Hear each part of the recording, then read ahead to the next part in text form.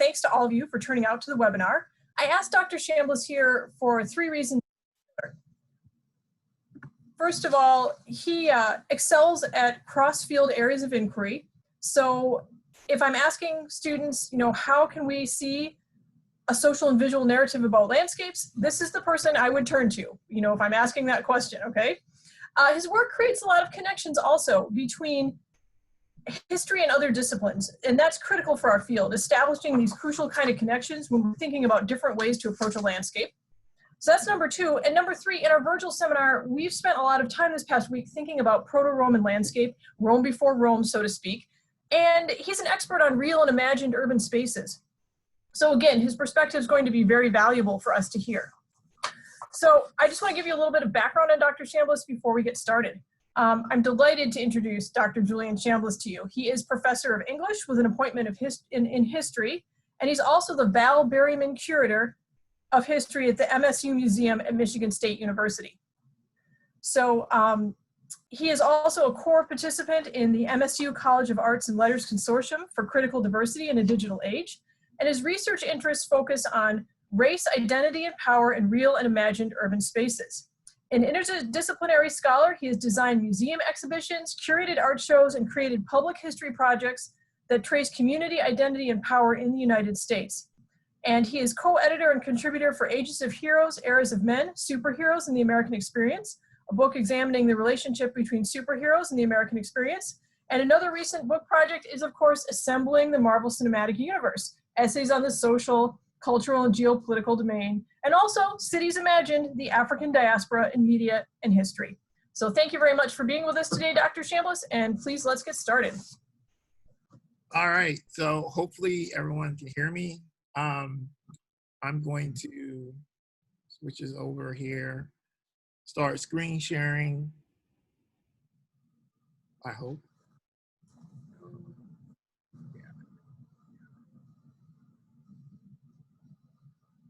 So hopefully everyone can see my desktop here.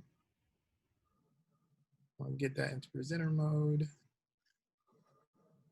Maybe, there we go.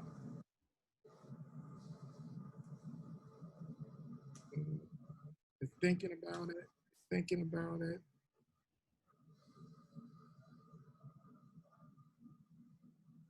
Okay. So I really want to say thank you to Dr. Rea for inviting me. This is a great opportunity to sort of talk to teachers about the work and the process associated with visualization. As she indicated, I have thought a little bit about both these things in terms of how we sort of imagine the city in fictive landscapes, but also how we might use digital tools to sort of explore those imaginings. So I'm going to start out by sort of telling you a little bit about my framing of this. I'm going to talk a little bit about framing at the very beginning. Then I'm going to talk a little bit about the history of a kind of visual legacy associated with the city and how we see it. Then I'm going to talk about DH, or digital humanities, and the act of seeing. Then we're going to do some exercises, some breakout exercises related to using some tools that I'm going to show you. So my goal is to sort of ramble on, hopefully it's better than a ramble, for about an hour, and then give you a chance to work in some breakout rooms on some of these tools I'm going to show you.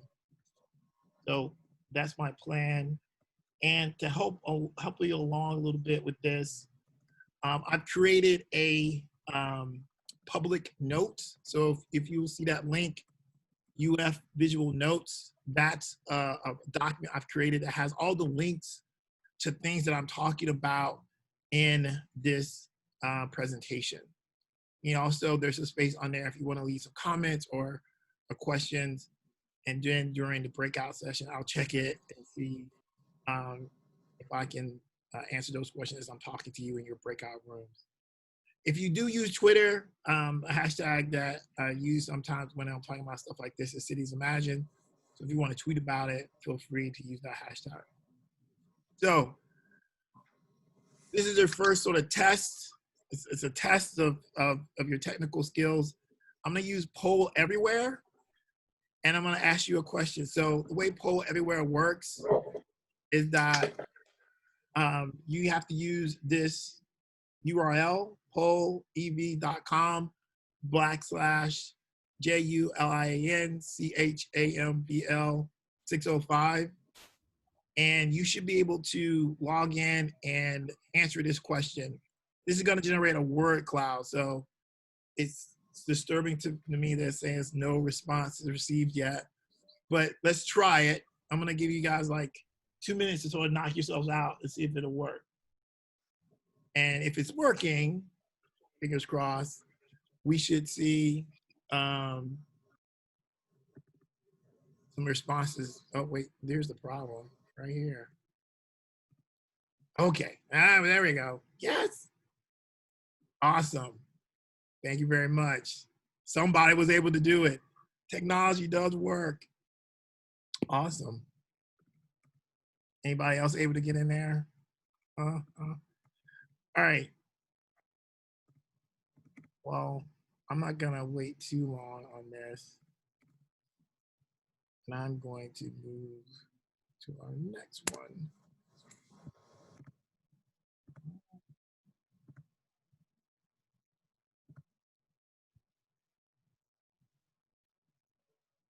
Oops.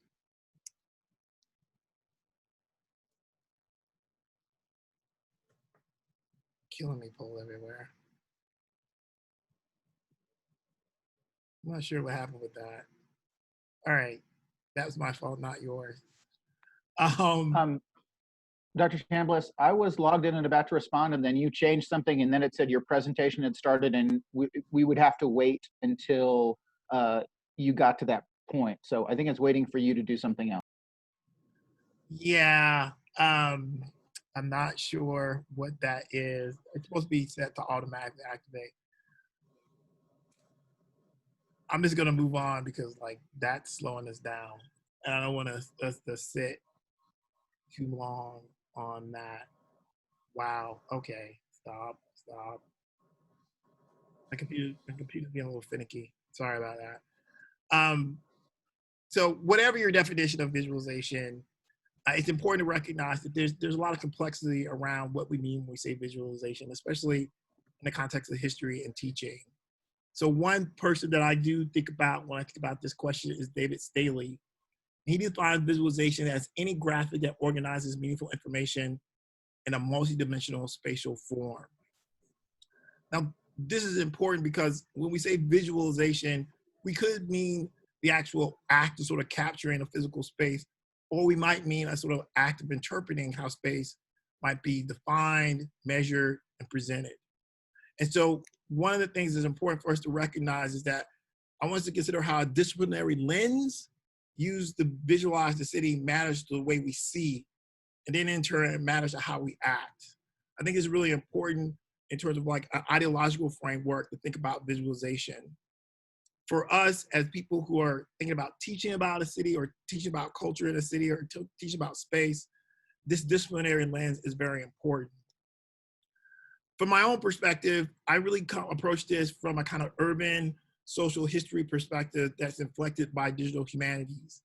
So as Dr. Rea pointed out, I did do a reader called City Imagine that was specifically about how African diaspora spaces are sort of depicted in multiple kinds of media. Some of this is about distortion, and it's important to recognize that when we start talking about urban spaces or physical spaces, that all the media that we produce around this is at some level a kind of interpretive device, often inflected by cultural, economic, and political concerns. Some of these other works that I'm showing you here, like Segregation, A Global History of Divided Cities by Carl Nightingale, or African American Latinx History by Paul Ortiz, who's at the University of Florida, or even classic works like Making the Second Ghetto or Places of Their Own, which looks at African American suburbanization. It's important to remember that when we start talking about spaces, we're talking about how not just simply the spaces develop, but also the social cultural narratives that shape spaces, often with an impact of those in power shaping spaces to facilitate their vision of the future. This is really important in terms of digital humanities, because for a lot of scholars who are involved in digital humanities, rethinking, re-examining, re-evaluating this process of canon and structure is a crucial part of their work. I have a podcast called Reframing History, and I've spoken to a number of digital humanists who talked about how using digital humanities tools allows for them to tell stories about place, space, and identity that are in some ways a counter narrative to the dominant canonical narrative being used to articulate what place is. And what I mean by that, it's a way to recover some of these voices that are marginalized in the traditional canonical record, or ways to tell stories that are somewhat hidden, but can be made more clear, more vibrant, and more engaging.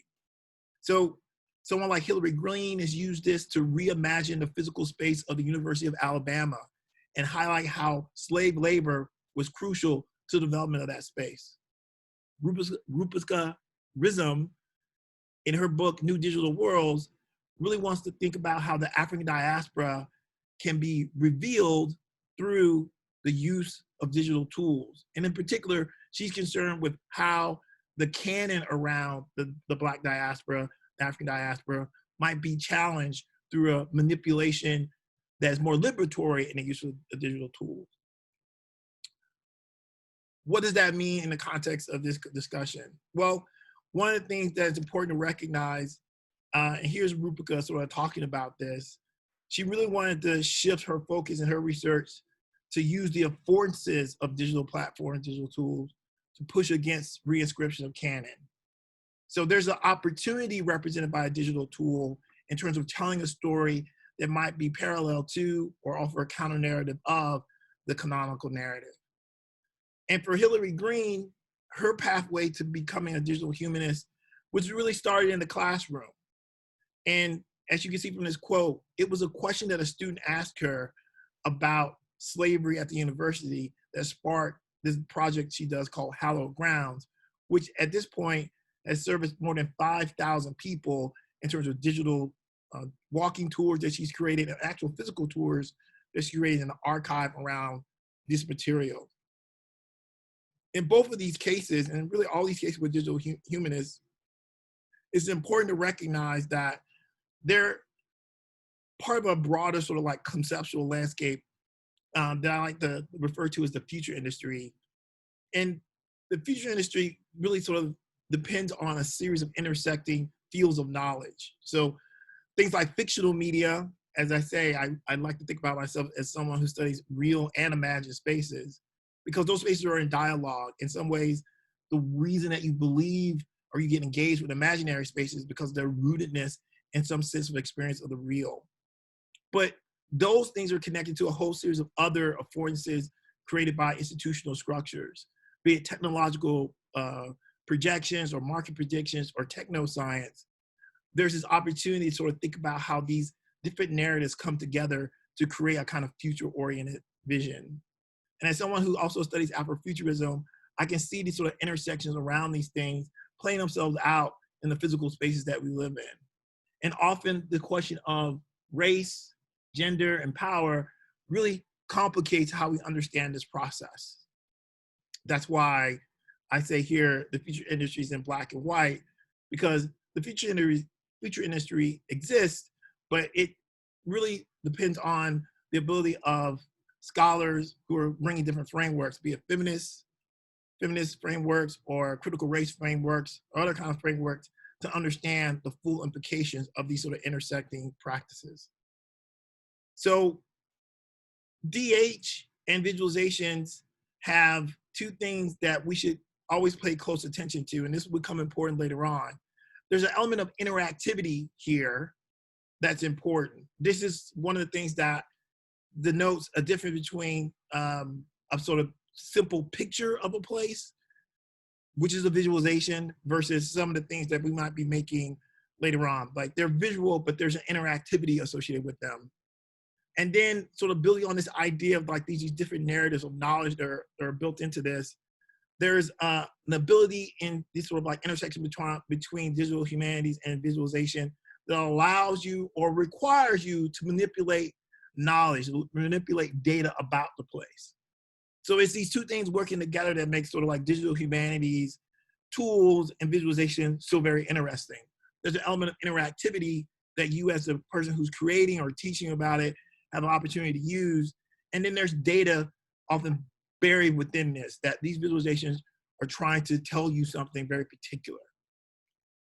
So what does that mean in terms of like this legacy question? And here I am starting to switch to this question of the legacy around visualization and the city. So the revolution will be mapped is a phrase that refers to an article that is somewhat older. It first came out around 2009, as you can see here. But it talks about GIS mapping technology and it being used for social justice purposes. And in particular, in this article, which there's a link to in my public notes document, there was an emphasis on using mapping information to sort of show systemic problems or sort of like ways that powerful people were undercutting underprivileged communities. So this idea that mapping has a sort of central place in a kind of legacy of knowledge creation is really an important one. And Amy Hiller, who again is a sort of sociologist, talks about this idea of mapping and visualization as really a kind of core way that we understand the city. Like when you think about it, she lays out in this article in the history of social work, a key part of that history, a key part of social science actually is survey work. It's the social survey. And why is this important? Well, it helps us understand and create at some level frameworks for understanding human behavior. It's also a way for us to assess needs and assets within a community. And it was used very, very regularly for public service work. And also in the context of especially social work in the 20th century, latter part of the 19th century, beginning of the 20th century, it was also this question of like a way to think about marginalized groups and empowering community by reformers. I want to root my discussion here in an understanding between a kind of disciplinary dialogue and classics and the classical form is really important to this process, right? So I recognize that, yes, there are cities in the ancient world, of course, Rome, Beijing, but I think there's important for us to understand in the Western context, especially in the US, the Western Hemisphere, North American context, there is a tremendous emphasis on visioning the city through a lens of thinking about sort of like classical society and classical urban landscapes. And in particular, Rome is a huge part of this vision that sort of applied beginning in the late 19th century, going to early 20th century. And this has a really profound effect on how we experience our contemporary urban landscape. Because in fact, some of these decisions and references continue to dominate how we understand urban space. So part of this sort of grows from the sort of transformations of the United States in the latter part of the 19th century. And this picture, it's a little pixelated, of Chicago in 1902, gives you a sense of a pivotal moment in the American story. It's true that statistically speaking, most Americans lived in rural areas right up until 1920. But in a kind of cultural, emotional landscape, Americans started to see the United States as a kind of urban place in the 1880s. And that's partly because of like the massive growth of American cities like Chicago, like New York, really the sort of whole urban industrial core across the Northeast and Midwest, and sort of dominating the American experience. And that came with certain consequences and cultural baggage. It was a dirty place.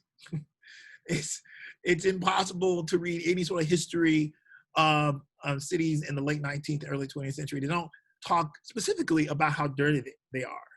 So when people talk about like, trash on the streets today, it had nothing to do with the nature of the street in the 19th century and early part of the 20th century. It is a place where animals, people, children, activity all wrap themselves up together. And the concern about the sort of rapid growth of the city, the many different people who are coming to the United States, really creates a kind of concern about health and safety. And we can associate this with the settlement house movement and the effort of reformers, often trained as social workers, hence that emphasis on social work by Amy Hiller, who go into these immigrant communities, these white ethnic immigrants who are coming to urban areas, and try to document the landscape that they're living in. This is an important part of like organized social reform efforts in the quote unquote progressive era. It's this vision of the city as a place that's crowded, that is a term that you would read about a lot when you read about this, congested, that really drives a number of kinds of work related to social improvement. So when scholars of planning, and I think of myself as someone who studies planning, and that's the sort of like the beginning of my training, this emphasis on a cleaner city, a more better organized city, a city that's more beautiful, like literally a city that is aesthetically more pleasing. These come together around the sort of nascent science that is city planning. And when we think about city planning today, we think about it as a sort of like nuts and bolts things that doesn't really appeal very much to us. But the history of planning is actually, planning starts out as a social reform tool that is an umbrella that allows all these people who are concerned about this rapidly changing urban environment a way to work in tandem to make it better. And this is a sort of modernist exercise, and it relies on planners who are not planners in the sense that they've gone to planning schools like we have today. They come from a variety of different backgrounds with a variety of different social concerns. They might in fact be public art activists, like they want more art in the public sphere. They might be cleanliness activists, meaning that they are involved in a sort of like sanitary city movement that is looking to make those streets, homes, and people cleaner and healthier.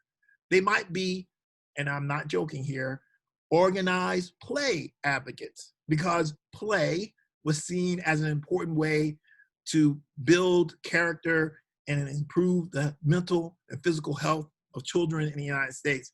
And there's a very vigorous organized play movement in the early 20th century, and so on and so forth. So a number of people who are concerned about the city play themselves out, play into this idea of planning.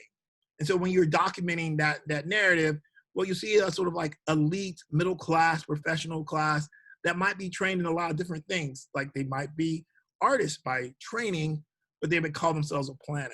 They might be an architect by training, but they might call themselves a planner. They might be a landscape architect, meaning they're interested in gardens and parks, but they're also referred to as a planner. And these two books that I'm calling your attention to, American City Planning and then The Birth of City Planning, really represent a kind of like look at the sort of professionalization and then the sort of social implications associated with them. So if you're trying to sort of understand like what does he mean when he talks about this, both of these books will give you a sense of the sort of dynamic process that I'm talking about.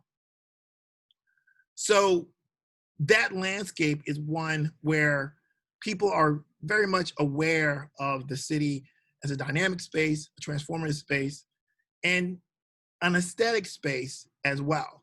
That beauty and improving the city has a very important sort of goal that defines how reformers look at it. Because in fact, one of the things that in this period that many people believe that the city is a mechanism to be improved, and that improvement will lead to not just simply a prettier city, but better people in that city. And there are questions around race and power associated with this. I'll get into that a little bit in a moment. But the idea of like a more beautiful place, creating better people, is an important one. And visualizing that is an important part of motivating people to be engaged. So what does that mean for us? Well, two sort of point of view characters that I think we can to kind of think of is Daniel Burnham and Charles Mumford Robinson. Burnham is a prime example of what the planner of the early 20th century was. He was a man who actually became famous as an architect in Chicago. the firm of Burnham and Root was really instrumental in creating this sort of skyscraper architecture that dominated the early part of the 20th century. And Charles Mumford Robinson was a journalist who emerged as a kind of urban theorist who wrote very extensively about making a more organized, more clean, more efficient city. Burnham and Mumford are part of that class of people who are visioning and looking at the city in the hopes of creating a more organized, beautiful place. And Burnham, of course, is famous as the chief designer and leader of a really stellar team of designers for the Columbian Exposition of 1893. The White City, the main promenade, which is shown here, is of course seen as the sort of pinnacle, at the time, a sort of pinnacle, a culmination of a kind of human evolution at which the United States was seen as the top expression of, right? So at some level, when we think about the World's Fairs tradition, which really starts in the mid-19th century and then continues on to the 20th century, these exhibitions become a way for national and cultural marking, right? And the Columbian Exposition, which is was sort of signified to be representing a celebration of Christopher Columbus, quote unquote, discovery of America, was seen by the organizers like Burnham as a way to sort of show United States power, show United States superiority in culture, and so on and so forth. The style that Burnham sort of created there is a style that is drawing from the classical form, the Beaux-Arts style that really becomes to dominate sort of government structures coming out of this period, is a direct result of the training that was quite common for architects and upper class Americans of the period. The European tour, that is sending your if you have the money, sending your kids off to Europe so they can study in the great European capitals, was an important part of a kind of middle class affluent narrative. But from a professional perspective, architects went to places like Rome, they went to places like Paris, and they studied the sort of classical form in hopes of bringing those elements and enhancing at some level in their minds them in the context of the bustling dynamic architecture that is emerging in the United States. There are a couple of reasons this is important, but one of the most important reasons is that for a lot of planners and thinkers, the idea that Rome is the high watermark of America or human civilization is an undercurrent thought that drives their vision of how they can redesign and organize these really fast-growing American cities. That if they apply this sort of like symbolic and aesthetic vision that they see in the classical world in American cities, then you will, at some level, create better people because it'll be more organized, more beautiful, but also really demonstrate the power of the state, the power and majesty of the United States as a country. Burnham himself put this to work a number of times. When the United States took possession of the Philippines after the Spanish-American War, Burnham was employed by the American government to design 2 cities in the Philippines. He designed the capital of Manila, or redesigned it more specifically. And his goals there were to shore up this sort of administrative control being exerted by the United States. He does the same thing in commission work that he does in the United States, right? He does a plan for the city of Cleveland, and he writes about this and talks about this as wanting to create a kind of centralized civic square that would show the success and power of the municipal authority. And in his most famous work, the work that really sort of starts the revival of the City Beautiful, is the Plan of Chicago. And here, if you ever read the Plan of Chicago, what you'll quickly find out is it's not a plan in the classic sense. When we say plan today, we think of it as like a municipal plan. The Plan of Chicago, and indeed many of the plans of this period in the early 20th century, from roughly about 1900 to about 1920, they are primarily historical documents with imaginings of what could be. So the Plan Chicago is actually a history of urbanism, which spends a good amount of time talking about Italy and Rome, Paris, and places like that, the great cities of the world. And these drawings, these artistic renderings of what could be imposed, what could be created in Chicago. Beautiful artistic renderings of a future urban space that signifies the success and power of Chicago as a commercial center. So this becomes like a yes and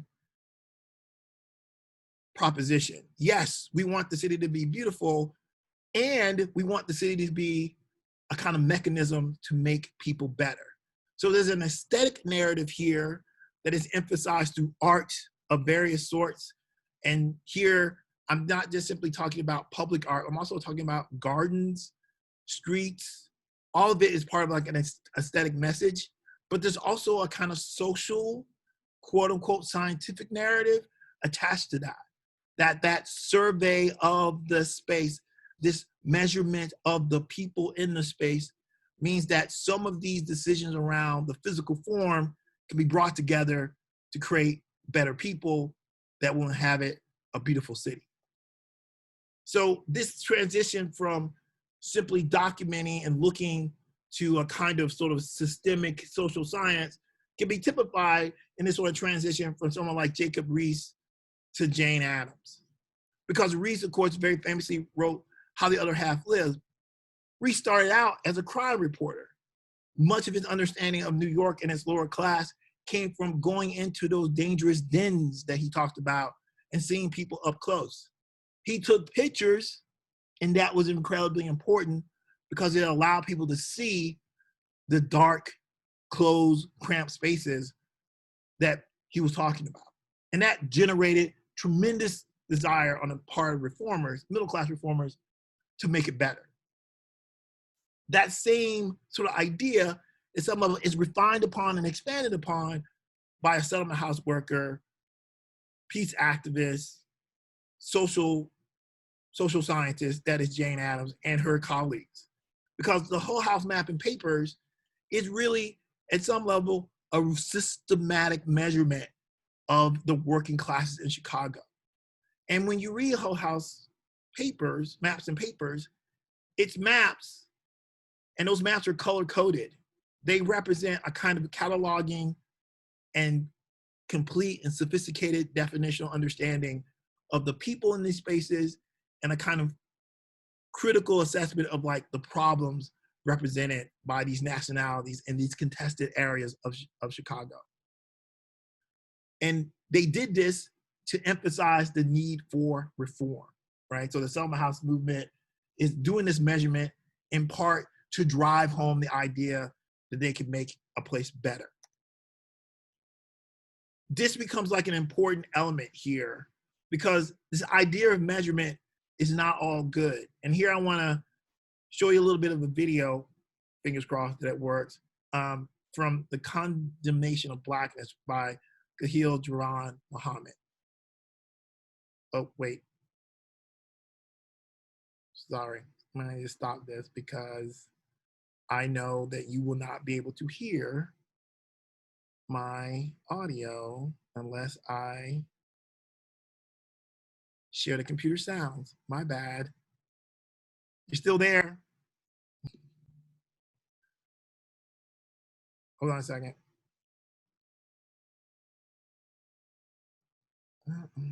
Okay. That was the wrong screen. See, this is what happens when you have technical stuff. All right, here we go.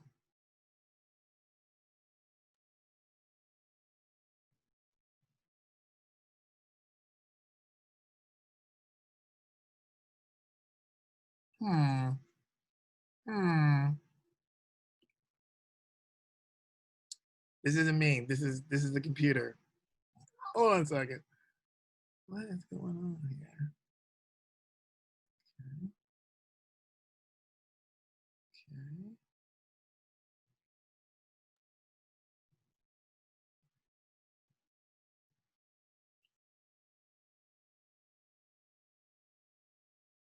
Okay. That's never happened to me before. All right. All right.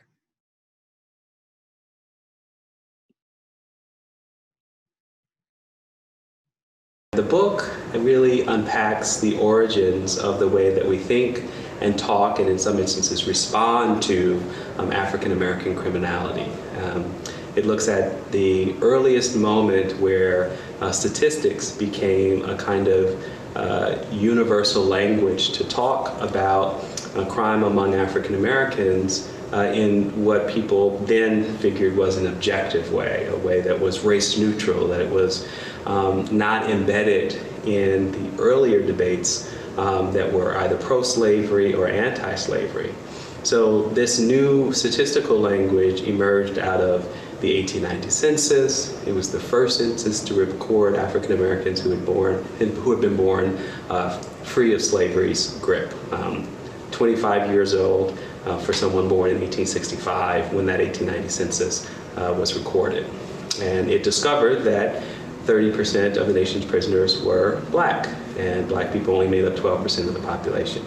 And so in that one instance, that overrepresentation of African Americans in prison really led to an explosion of new interest in this data point. And it, in a sense, brought together people who had once been formerly ideologically opposed to the notion of Black people. Sorry. Okay, so the reason I wanted to show you that clip, while Dr. Muhammad is concentrating specifically on African Americans, if we look at other works from this period, like Daniel Rogers' Atlantic Crossing, you can see that the social politics that he's talking about that sort of victimizes and justifies marginalization associated with African Americans can really be applied to really all non-white people in these urban spaces. So while criminalization associated with African Americans, which will become like, of course, a really prominent narrative, that same sort of like negative language is used and applied to white ethnic groups. And this is part of the drive for controlling, transforming, enhancing streets, enhancing the city, visioning a different space because of the danger posed by this sort of statistical information that's being pulled together by these emerging fields of social psychology and social work, by institutional actors who are going out and cataloging, like Jane Addams, right?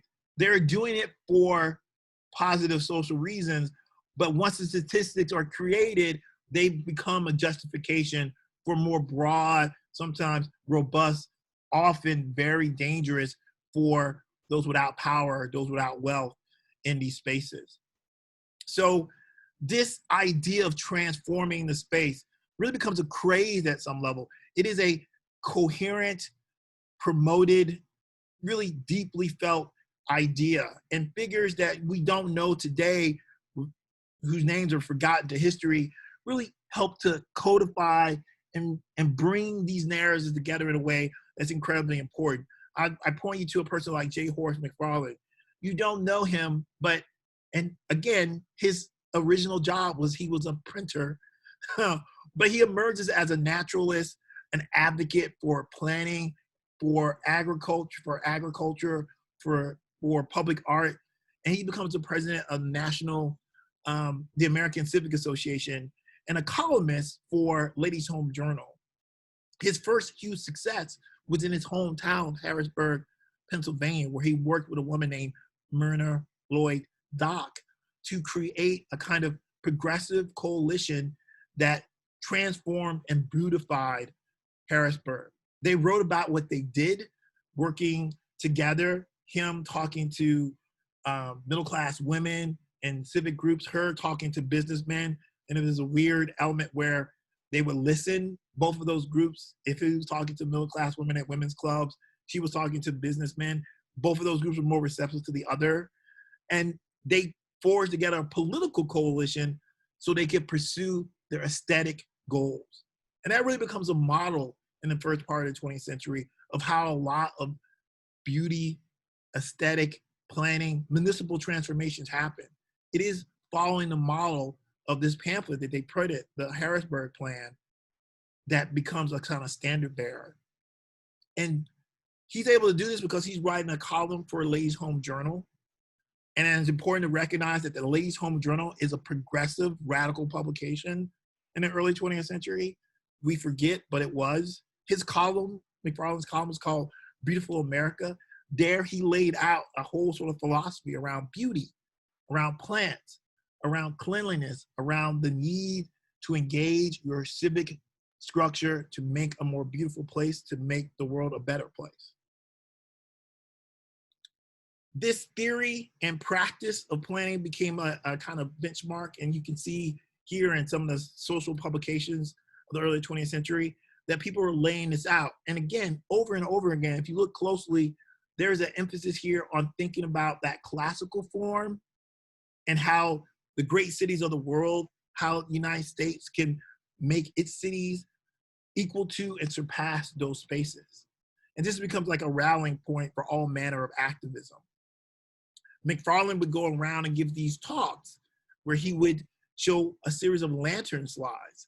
And he would use this to really sort of parse out the elements of improvement related to the city that were key to the sort of comprehensive beautification and greater municipal efficiency that was key to so many reformers. So he would talk about the plan in Chicago, but he would also go out in a particular city and take pictures and do these sort of, be able to do these sort of before and after kind of things, right? So he was a huge emphasis, he had a huge emphasis on against visual pollution between like 1906 and 1909. He was a huge advocate to end visual pollution.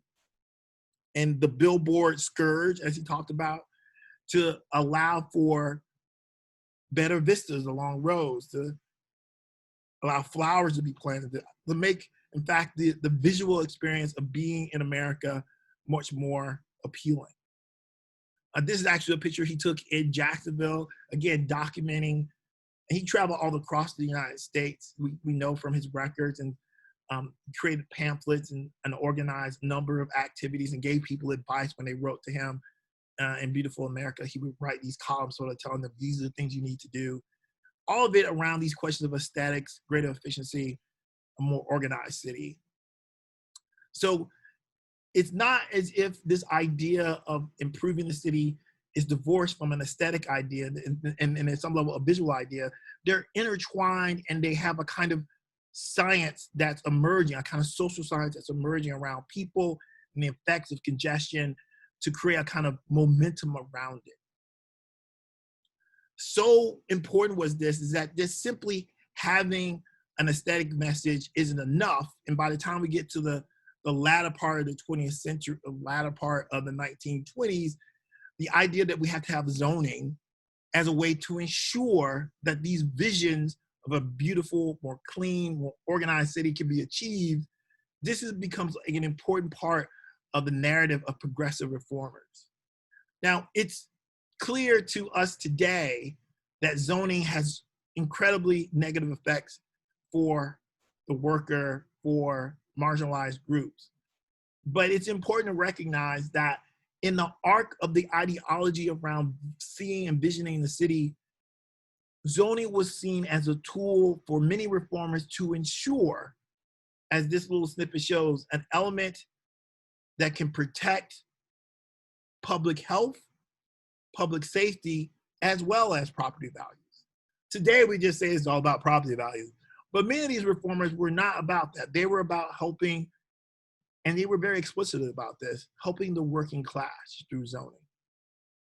And this is a really important idea, that the aesthetic vision associated with planning, which has these very deep, classical, beautiful ideas that are wrapped up in it, has to have some sort of tool to allow people to achieve it. And the frustration that it didn't exist, that tool didn't exist, gave rise to what we understand to be modern zoning. Because remember, zoning was illegal until like 1923. And the reason for that was because the first zoning laws were in fact anti-Chinese laws, and they were struck down in court. But in the court case that made zoning legal, there was a social welfare message made that resonated with the landscape created by the activism associated with these people visioning and envisioning a better city. What are the consequences of that? Well, I'll let James Baldwin talk to you about that. Prove that he does. They were tearing down his house because San Francisco is engaging, as most northern cities now are engaged, in something called urban renewal, which means moving the Negroes out. It means Negro removal. That is what it means. And the federal government is an accomplice to this fact. So I want to show you that clip of James Baldwin.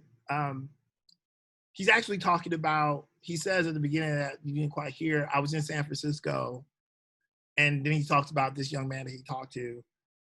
The trip to San Francisco is actually a documentary called Take This Hammer, which you can watch online. And he walks around San Francisco and he talks to African Americans. And like everywhere else at the time, San Francisco was involved in this process of quote unquote urban renewal, which in many ways extended and followed up on the ideas that had first been articulated 30 years before, beginning with something like the Plan of Chicago. Because when Daniel Burnham wrote his Plan of Chicago, he envisioned these beautiful places in spaces that were occupied by working class neighborhoods. And the Plan of Chicago actually lays out a series of like phases of plans, some of which they never built, like the huge civic centers that you can see in some of the artistic renderings. They don't build those.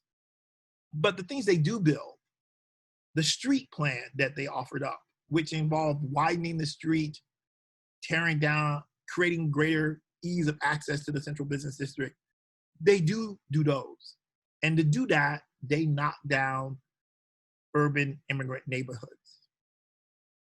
And at some level, that vision that Burnham articulated, and it's important to recognize that earlier versions of the Burnham Plan did include social welfare elements like public daycare, like public housing. Those things get removed, and what stays is this sort of like economic improvement narrative. In the context of digital humanities, those kinds of transformations, right? The idea of the physical transformation of the city and its consequences in terms of like imagining space really become the core of some of the work that defines the field.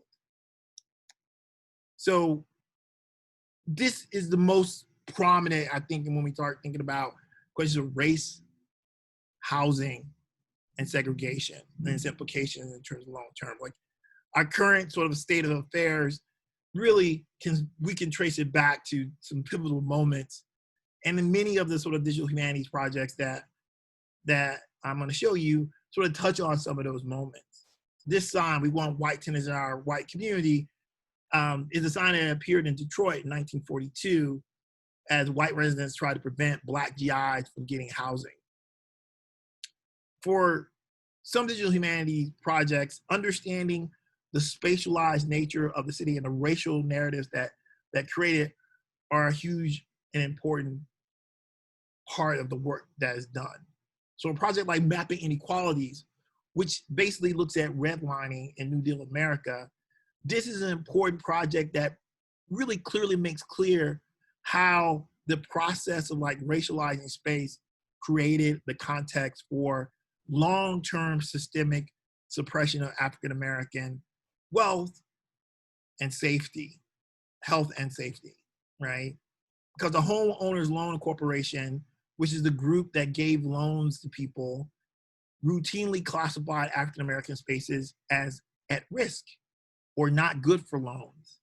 And this in fact creates this ghettoization of Black people in low and poor quality housing in inner city. And at the same time, the government is funding through the GI Bill, the opportunity for white Americans to suburbanize, right? So this project is great because you can go in, find a city near you and see the actual maps. They've been digitized. And often you can look at some of the notes from the assessors where they'll talk about and use very racialized language about why an area full of African Americans is quote unquote hazardous, and what some marginalized areas with white people in could do to you know, to make their area better. Sometimes this involves building a wall between the black neighborhood and the white neighborhood, which happen quite often.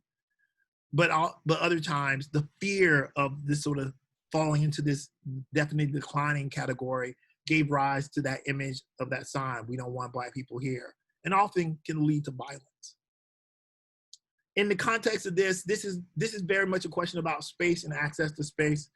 And in the work I've done in Florida, we know that African Americans, barred from the ability to move into most white spaces, there were opportunities created in far lesser numbers, but opportunities created for them to move into black suburban housing divisions. So these are a couple of examples, one in Winter Park, Florida, and one in Orlando, that were pitched to black veterans who were barred from most new housing stock in the post-war period. Another element here where mapping and digital humanities have been helpful is to think about how that physical layout, the sort of mapping of the roads and the placement of roads really sort of added to this ghettoization and isolation visited upon African-American communities. So the highway system, of course, has been long sort of touted and recognized as a tool to reinforce, create these sort of physical barriers associated with segregation. And in this case, this picture of Paramore, which is a historic black community in downtown Orlando, and what you can see is, of course, I-4, Interstate 4, offers up a kind of barrier, right, that divides the black and white. In the case of Miami, Overtown, huge swaths of Miami were basically destroyed to create I-95, right? In the contemporary landscape, though, in Miami, there's digital projects that are looking at the aftermath of that destruction and this question of affordability, right? So the Miami Affordability Project really brings into sharp relief the continuing historical legacy of the displacement patterns of the post-war period and how it's shifting and changing with climate change and a search for more accessible housing, because those people who were displaced in the 1940s to create I-95 now find themselves being displaced by a twin pressures associated with rising tides in Miami and rising costs, right? And this digital project brings to the fore the sort of dynamic nature of that process. Digital projects also can really fixate on trying to tell the story of some of these past urban events. And so here, Lisa Snyder from the University of California at UCLA, has worked for many years to create a sort of like digital recreation of the Columbian Exposition. No longer the black and white pictures, instead 3D renderings that use the abundance of like textual information we have and photographs that we have of these spaces to create an immersive experience that can take you back to this sort of seminal event in terms of planning and urban space. And you can drift around the Columbian Exposition in these sort of like automated, animated GIFs that she's created. And then of course, much of digital humanities, not surprisingly, is deeply engaged with the classical world. Some of the most prominent earliest digital work are often been associated with literary digital humanities, which are looking at canon and often look at classics. So this is an example of the Digital Atlas of the Roman Empire, or DARE, which gives you access to this abundance of information that we have, but in a digital form. Remember, this question of interactivity is really important. Interactive nature of digital humanities is really important. So this is all to get me to the place where I can talk about what you can do in terms of like seeing the city. There are lots of tools and lots of ways, but probably the most prominent way is around mapping. So Google Maps allows for people to create maps of various sorts. You know, there's a base map function that's important. I want to show you some examples. I've used Google Maps in various projects. and both in terms of like some research projects, but also in terms of a project for class. So here's an example of a map that I made about Doctor Who around the anniversary, the 50th anniversary of Doctor Who. And this uses just the basic functionality of Google Maps to create a map that looks at where a person was when they first saw Doctor Who. And what you're seeing here is sort of like default view. And then when you see country first watched, what you have is, that's telling me I'm talking too much. I've been talking for exactly 50 minutes and I'm really close to the end. So I'm okay, don't worry. What you see here is a map that's showing clusters in terms of what countries were people in. So like 1 to 3 is 27 countries. So Mexico, one person was in Mexico, right? So this is from a survey that I did that involved something like 600 responses, right? A different version of me using Google Maps was I was doing a field study in New York City, and I created a kind of tour that took into account sort of like historic history of Harlem. And I used this with the workshop participants sort of the point so they could do like self-guided tours. So I published this map to the web, and I added, you know, I made all these sort of like key points. And as you can see, some of these are fairly straightforward, but in some of them, I added information as you can when you're in My Maps. I need one that, okay. So I added this one. You can just edit with that little edit symbol. And so I talked about an important event where Martin Luther King was at that hospital. So that's a really basic version of like kind of map making tool. That Google Earth is at some level a more sophisticated version, because Google Earth, of course, is a long-standing Google project, and because I know that you have that question of access at the heart of all of this, I'm using something like Google Tools because they're easy to have access to, and most of the time with Google, your single Google login will allow you to log in and use all their tools, right? And then when you want to make something public, you just publish it to the web, as you'll see. So I made a Google Earth sort of on the street in Rome. And if you click on it, this is going to take a while to load.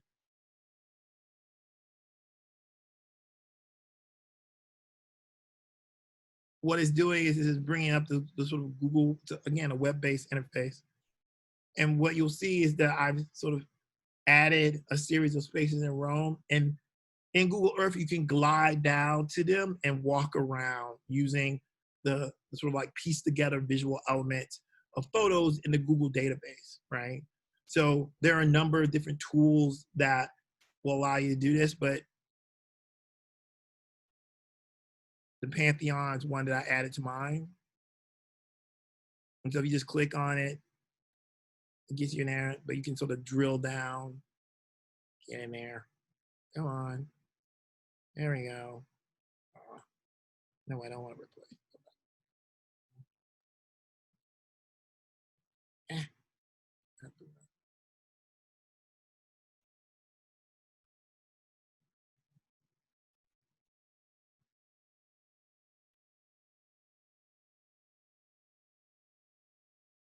And every time you're in one of these things, one quick way you can do this, you can drag your little man here.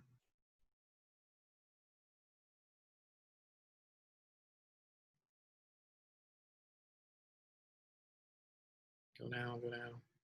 There we go. Oh. And any picture of the Google database that's in the spot, you can have access to. And you can spin around. You can look around.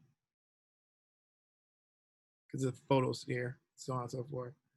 So this is another way that you can create a kind of like immersive experience for students and for yourself in terms of like allowing people to do things. There are other kinds of immersive experiences that I want to show you. Google Cardboard allows for you to use your smartphone to create a kind of immersive experience with the Google Cardboard function. And I'll show you once I get off here like what a cardboard viewer looks like. But again, as long as any photo in Google has a sort of cardboard symbol, you can like put it in a cardboard and be basically sitting around but move your head in a way that's immersive, right? And this is a cardboard video, but I'm not gonna have time to show that to you. Another example here is 360 video.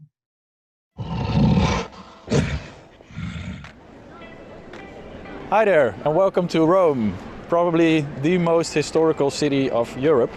And we are now standing in one of the most iconic squares, the Piazza di San Pietro, which is the entrance of Vatican City. And I would love to show the rest of the city to you. So let's go.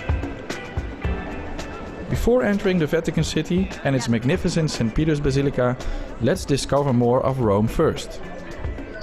Following the Tiber, a first eye-catching attraction is this Castel Sant'Angelo.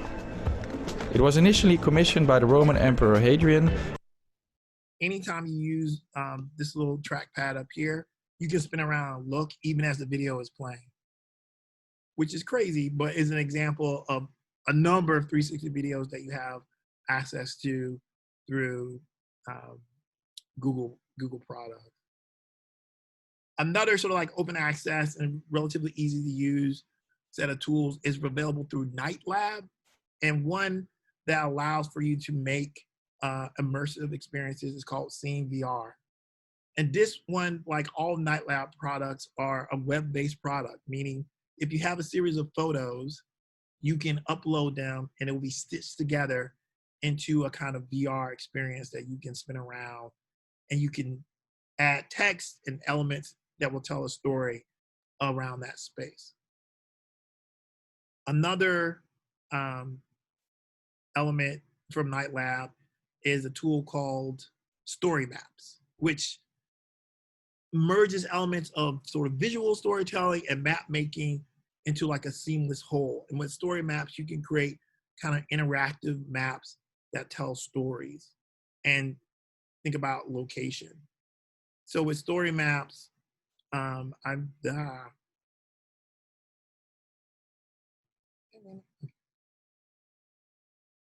used Story Maps to tell stories related to ideology and place.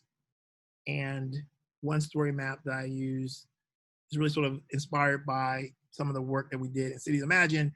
And it's really sort of looking at Booker T. Washington and his influence across the United States in a particular moment. And if this opens up in a timely manner, the great thing about these tools is that it allows you to embed them. So this is embedded on my website.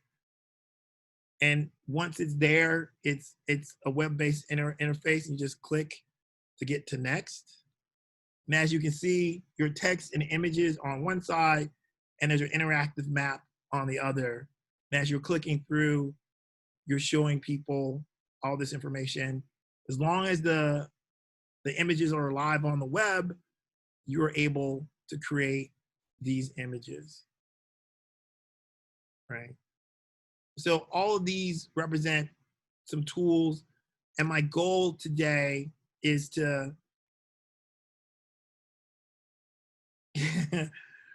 put you guys into some VR rooms, the breakout rooms, and let you play around with some of these tools, right?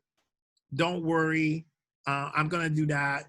There's an activity sheet that I'm gonna put in the rooms, and what you're gonna do, and what I think is probably the most effective, is working as a group to sort of think about what's the kind of activity that you could develop that would be something like a lesson for a class, right? And then work with the tool itself to sort of do a little demo. You don't have to do the whole thing, but my goal here is to get you to think about this question of like, what's the data that's telling the story And then how would you sort of like position that in terms of people around that story, right? Like, so how would you tell that to a class? So first, you're gonna have to figure out what's the data that you want to present. It could be a walking tour, like that example that I had with Google Maps, or maybe there's something else you want to show using Google Maps. With Google Earth, because the functionality is a little bit different, so on and so forth. So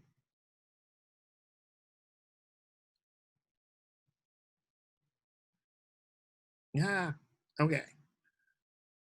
I'm going to stop this. Hold on a second. Bah. All right, so I'm going to put you guys into some breakout rooms, and then I'll come into the breakout rooms and drop some information, a link to information for each group in the breakout room. That seems like the easiest thing. This breakout rooms, you'll be randomly assigned. That's the easiest thing. You know, Zoom is a cruel master. It'll randomly assign you. So just try to survive the process as best you can. And I'm going to aim for 4 breakout rooms with about 4 to 5 people in each. All right.